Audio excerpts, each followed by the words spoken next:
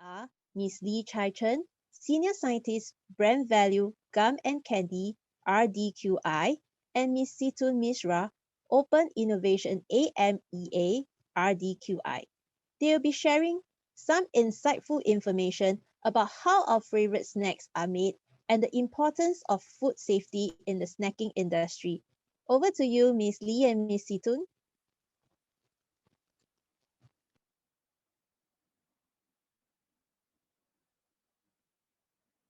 Chen, you're on mute, I think. Yep, okay. Thank you, Situn. Hi, everyone. Good afternoon and welcome to our session today. So my name is Chaei Chen. So I've been working in the food industry for over 20 years now. So I've graduated from a food science and technology in Malaysia. So my first job was in quality assurance. It was a sardine canned food company. And for me, it was an eye-opening because I had to deal with like lots of frozen fish that would be then thawed and canned into tomato sauce. I've also learned about the quality checks and also the critical control point in terms of the food safety. So from there, I've actually moved to research and development in Nestle. That's where I work in the sugar confectionery and also powdered beverages.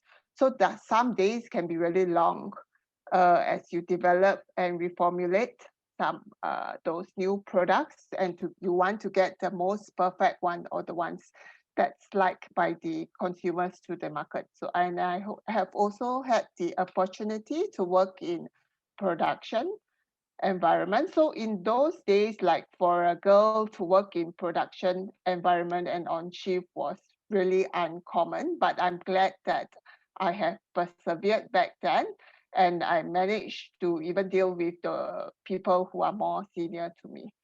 From there, I've moved on, or I came to Singapore where I've worked in Cadbury back then, which is now currently Mondelez. So this is my 15 years now with Mondelez. So I've been working on product development for gum and candy, and the key markets that I was supporting was basically Southeast Asia, China, India, and Japan. So now I'm the senior scientist for brand value team. So what my role here in this brand value team is to create or come up with opportunities in terms of cost savings as well as quality improvement on the current product. So apart from that, I also work closely with the procurement or the supply chain in order to ensure that the raw materials that we get for our factories, we have that business continuity. So we do validate different suppliers to ensure that we have that business continuity. So in terms of my hobbies, so used to be traveling, as you are aware now with the pandemic. So it becomes urban gardening. So I do plant greens, but of course it's not enough to feed the family. And apart from that, we do enjoy the walk in the park as well. Like in terms of there's a lot of park connectors that we have in Singapore, so I enjoy going out with the families and spending time with them. Lastly, of course, Netflix. So that's a common one now that you find in every Singapore household. All right, over to you, Situn. Thank you, Chen.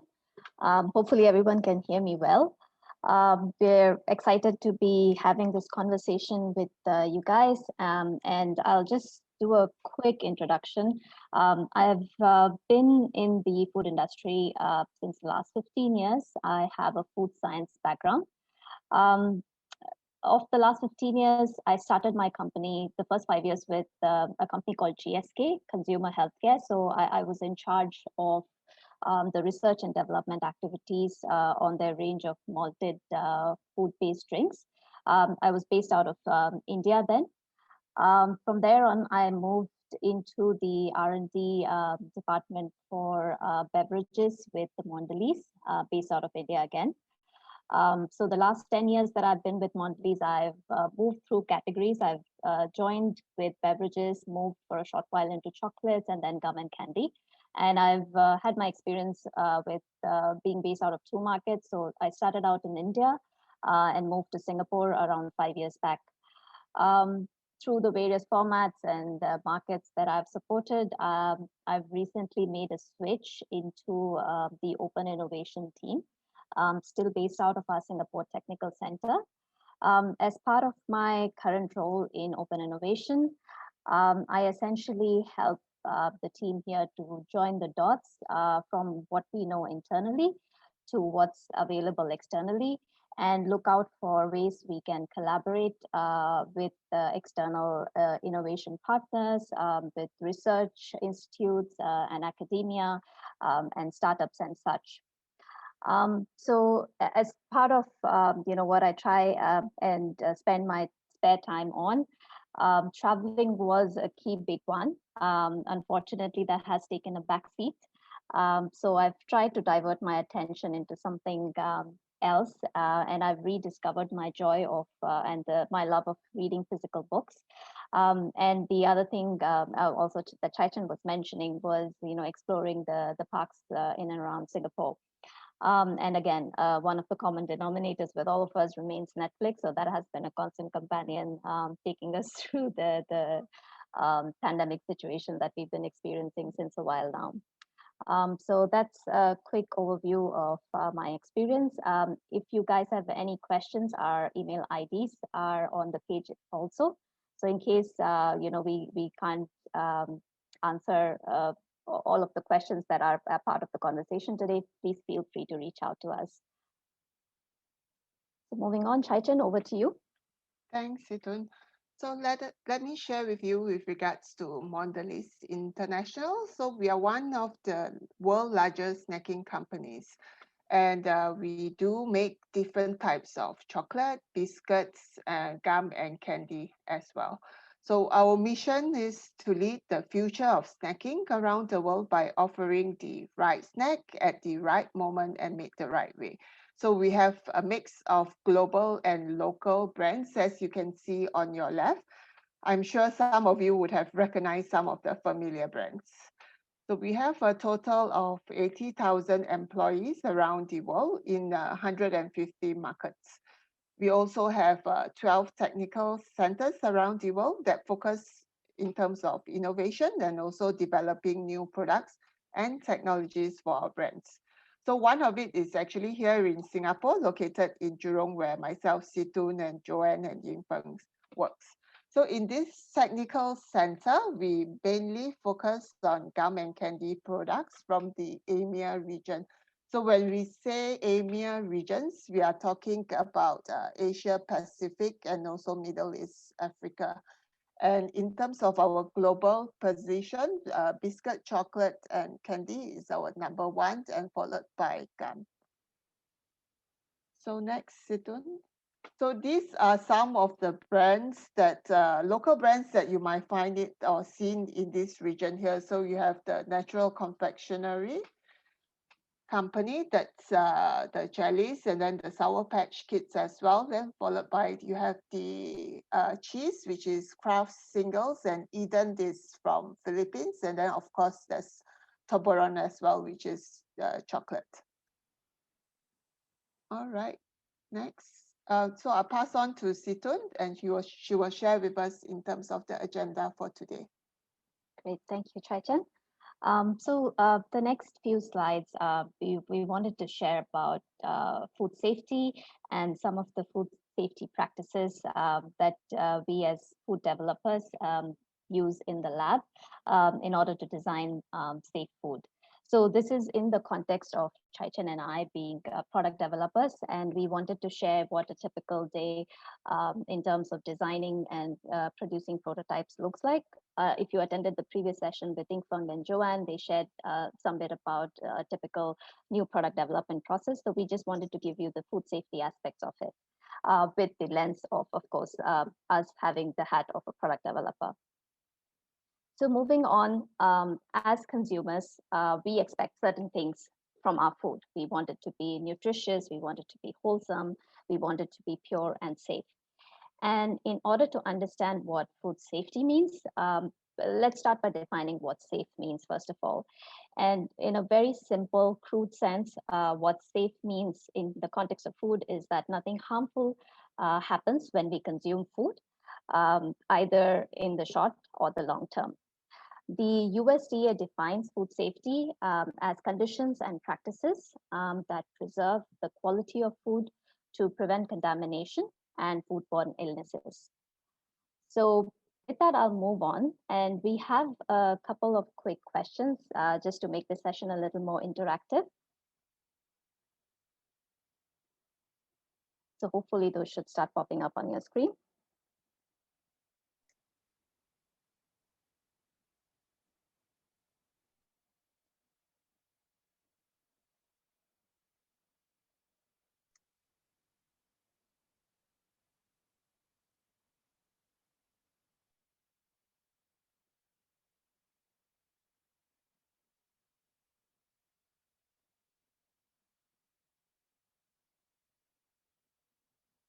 So that should give you around 30 seconds to respond. Okay. So we've got quite a varied response across the options that we had. So the right answer is actually 20 seconds. So the CDC recommendation is that we should wash our hands for at least 20 seconds. And a good way to remind ourselves on the timing is to hum happy birthday in your head twice. All right, so there should be a second question that should pop up on your screen.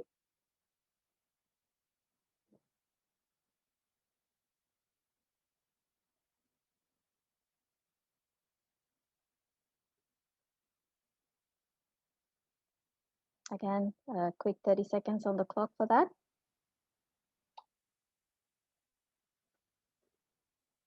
Yep. So the question too is it safe to put cooked food on the plate that held raw meat, fish, and poultry?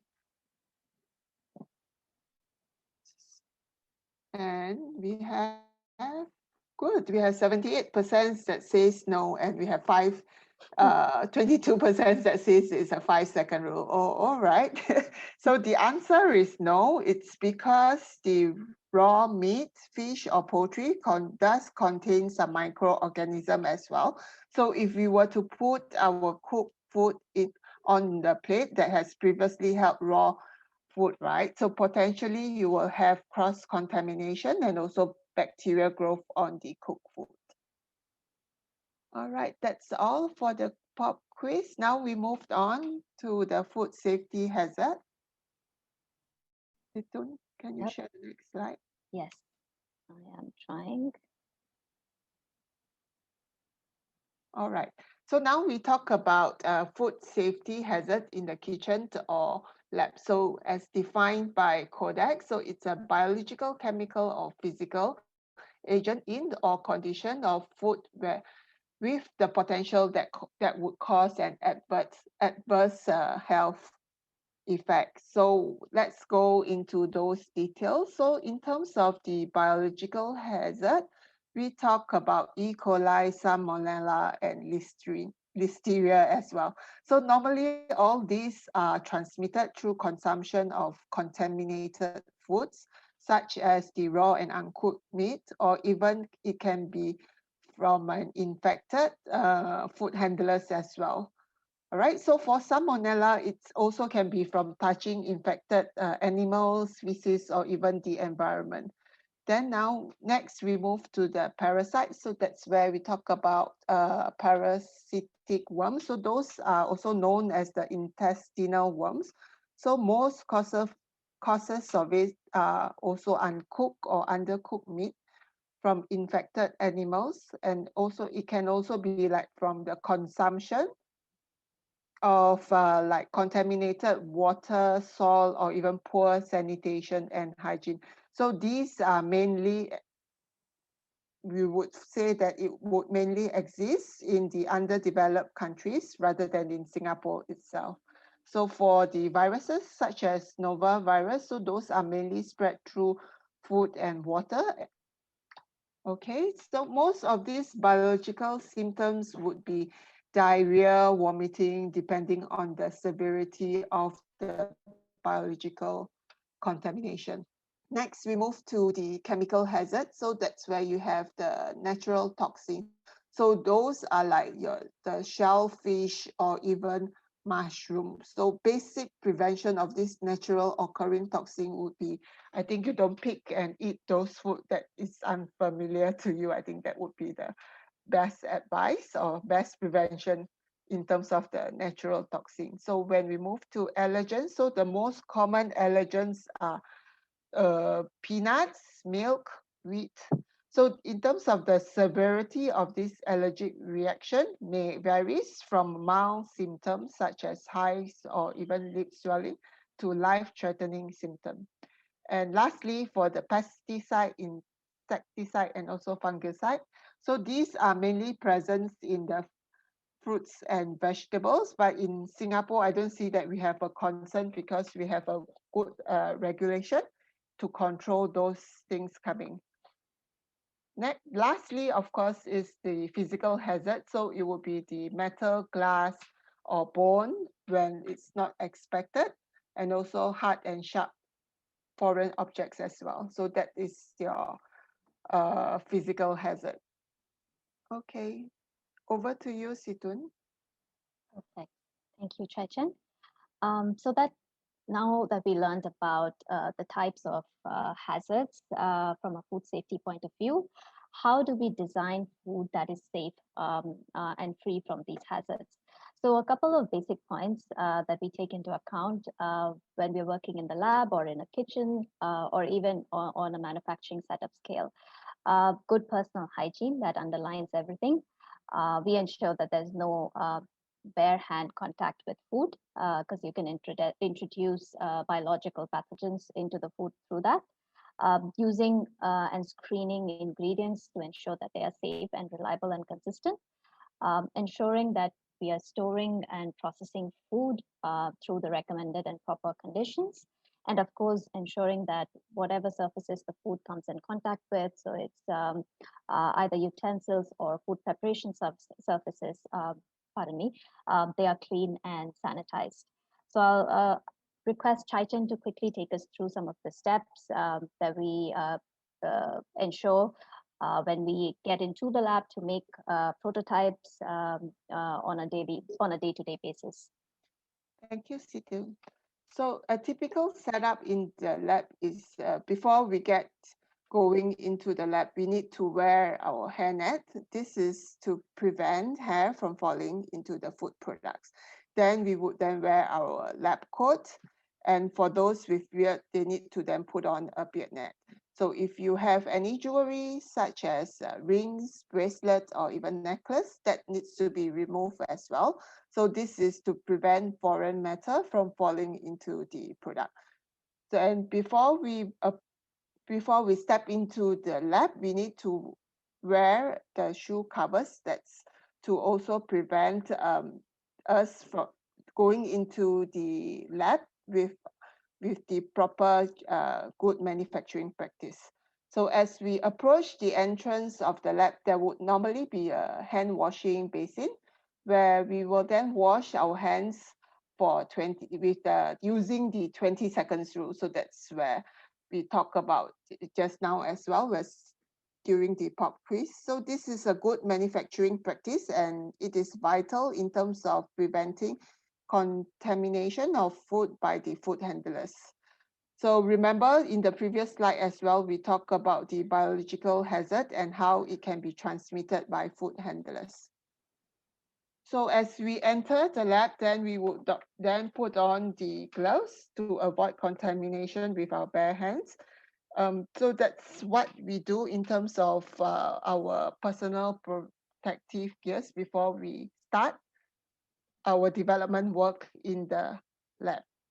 So typically, we would then spend the whole day or even a few days in the lab making or evaluating our gum and candies. So once we are done and satisfied with the outcome, We would then share the samples with the cross-functional teams, such as the marketing team, or even our internal R&D team and the consumers. We need to ensure that all the prototypes coming from the lab is made in a safe environment, which is GMP, which has the GMP in place. Now, I over to Situn in terms of sharing the more in terms of what we do. Thank you. Thanks, Chaei. Just to add on to what Chaei mentioned in terms of the good manufacturing practices and the basic things that we must ensure before we get into a lab setup to handle food and make prototypes. There are some additional things that are also in place to ensure that we make food that is safe and free from hazards. And some of them include, basic food safety management programs like HACCP. We also, along the way, through the processing steps in case of making prototypes, and in addition, at the end of having a ready-made prototype, we ensure that we do the recommended testings to ensure that our product meets the required specifications, and if there are any regulatory specifications, it also adheres to that. We ensure that we screen the food to confirm that there's no physical contaminants that have accidentally entered the food, and this is done through either X-ray or metal detectors. And of course, also ensuring that we properly label the food or prototype to make sure that the end consumer, whoever is it could be either stakeholders from other functions, it could be our sensory panelists, they are aware of what is actually in the product through a detailed ingredient list and calling out the allergens that might be present in the product. So with that, thank you to everyone for your patient listening, and we'd be happy to open up the floor to any questions.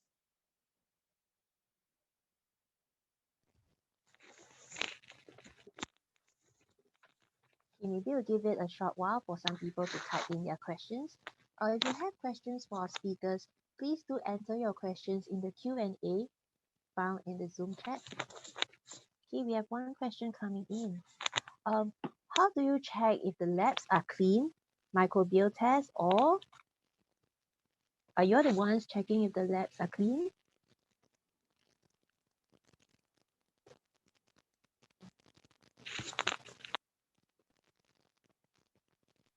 Hello? Hello. Yes. We are the ones to ensure that the labs are clean. We also have a regular monitoring system in place to check, the air quality, the lab surfaces are clean or not through microbial testing, and we partner with external labs to ensure that we do that on a regular basis. Okay, there's another question. What is an allergen? Good question. Chaei, do you want to take that? Yeah, sure. So in terms of allergens, so it's more of how us as react. So it's a chemical reaction of our body to a certain particular product. So for example, what I've given was like in terms of milk, peanuts. So some people are allergic to those. So those are the allergens that will be present. So, and as what Situn said, so in order to know what are the allergens that are present in food, that's where you go into the food labeling. So behind each packaging you would then be able to see what are the allergens that you have in that particular product.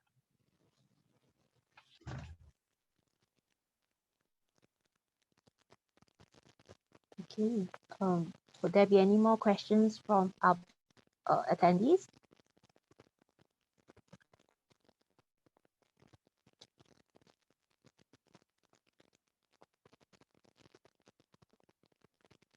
Of course, you can drop us questions on our emails as well, in case you can't think of any right now.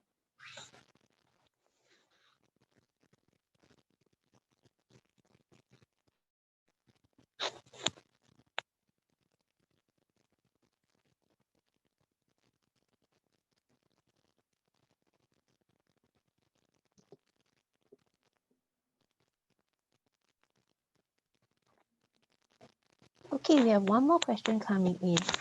Do you feel like ladies dominate the food scientist industries? Well, I would think so, because even when we are, for myself, so when I was studying in university, so in terms of the cohort, you can see that 80% of us are ladies or women compared to male in even in the when we are doing our degree. So in the industry, of course, even in our technical center, we do see it's a 50-50 in terms of our diversity that we have in our center. Yeah, I would second that. I think we have a lot of ladies power in our technical center. And yes, if I consider the number of people in my previous company as well, I think we had a domination from the ladies in the group, so which is a good sign. Okay, two more questions. How much time do you spend checking the food safety in the lab? Is that like a large part of your daily job that y'all will check food safety, quality assurance, or something like that? I think it's yes. And once we have established systems and management procedures in place, then it becomes easier. So you know that you enter the lab, following the good manufacturing practices. You have a proper entry procedure in place. You have HACCP and other systems in place. So it kind of then becomes much more easier to control it. But yes, it remains an essential part of what we do. But in terms of what we do every day in the lab as product developers, our main job is to make sure that we work on new and innovative products. Okay. I think this question relates a bit to the previous one about more female in food scientist industry. So this person is asking, how could we inspire more men to join the food science industry then? That's a good question. Um, what do you think, Chaei? What are your thoughts? It's a tough question. Yeah, it's not. I guess it's not to say that we don't have men in the field. Like as Chaei was mentioning, we almost have a 50-50 split. So it's not to say that there aren't enough men, but yeah, I mean, this is a call out to everybody to get into the industry and have the equal representation in terms of men and women. Okay, maybe we'll take one last question.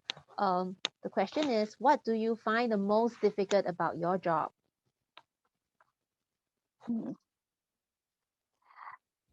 I guess and Chaei, you can feel free to build in your thoughts. As a product developer, it's that constant hunt to innovate. You constantly have to be on top of the game. The world changes so fast. The consumer preferences change so fast, and we've seen the world change in the last year drastically. So it's just keeping on top of the game and continuing to make our consumers happy and design food that is delicious and nutritious and meets their requirements. Yeah, so apart from what, or to build on what Situn has said, it's also communication as well, because we don't only deal with people in Singapore. So we are a regional team, so it's more in terms of like cross culture in a diversified culture. So it's how we then communicate with the stakeholders like the marketing team, and how to then convince them, and even also to understand what the consumer wants from different markets as well. So that's also part of our role or our job as a product developer. Okay. Thank you for the very insightful sharing by our speakers, Ms. Lee Chaei and Ms. Situn Misra. Now we know more about the importance of food safety so as to ensure that our favorite food and snacks reach us safe for consumption. Once again, a big thanks to our speakers for making this webinar session possible. Before you leave, do share your feedback with us via the link shared in the chat or by scanning this QR code. Thank you for joining us today, and we hope to see you at the 4 p.m. session. Thank you. Thank you, everybody. Bye. Thank you. Bye-bye.